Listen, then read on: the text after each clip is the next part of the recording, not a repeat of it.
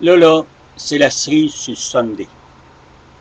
Air Canada, à l'aéroport de Montréal, croyez-le ou pas, laisse passer les femmes voilées.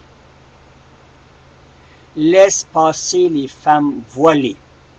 Qui me dit que c'est bien une femme sur le voile? Qui me dit qu'elle n'a pas des armes sur son voile? Ou sur son burqa, sur sa cochonnerie qu'elle porte? Qui me dit que c'est pas une terrorisme qui va me faire de la merde dans l'avion? Mais la préposée, l'épaisse qui est au comptoir, évidemment, lui dit, est-ce que vous voulez enlever votre voile? C'est une femme, c'est pas un homme, c'est une femme. Elle se doit d'enlever son voile. Elle ne le fait pas. La préposée appelle son supérieur, la même dame ne le veut pas. Et elle laisse passer. Alors, ils n'ont laissé passer deux tout récemment. Et là, bien évidemment, encore le ministre, évidemment, toujours le même, qui s'occupe de ces affaires-là.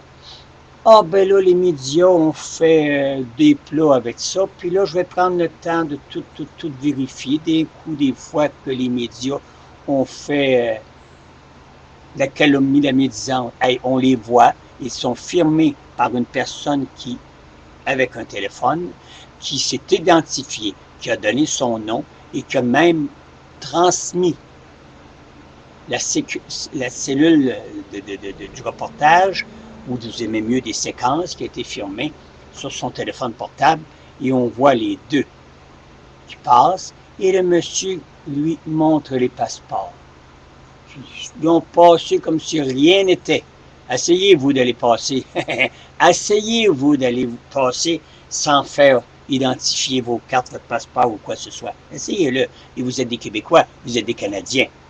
Alors, ces tabarnak-là qui se cachent sur un voile, mesdames, si vous êtes habitués de vous camoufler parce que votre mari ne veut pas que vous montriez votre beau visage, parce qu'il y a du monde super beau là-dedans, des femmes super belles et qui, j'imagine, s'ils ne seraient pas sur l'influence de ce crotté, quel qu'il soit, de mari, qui doit avoir 3 ou 4 femmes, ça c'est les musulmans, là.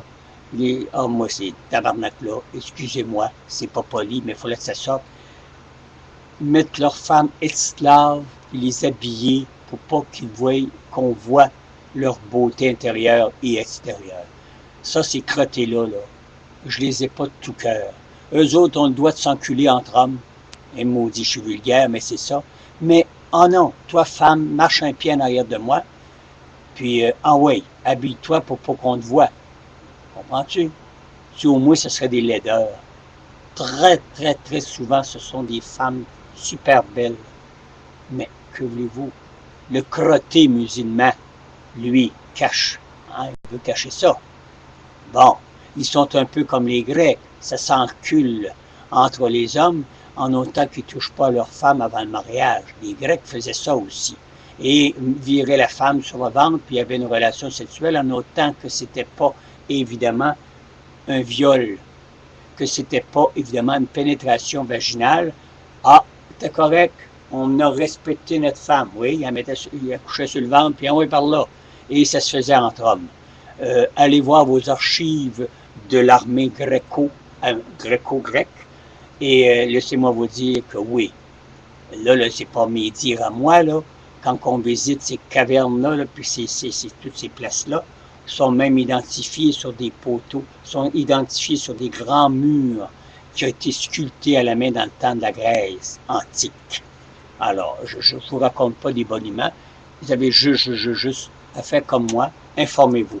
Bon ben, alors, Air Canada, mettez donc vos culottes. Et le ministre, le gros épais encore frisé, John, il me semble que c'est ça, John Ken, qui ce soit, vous êtes mieux d'opérer puis vite.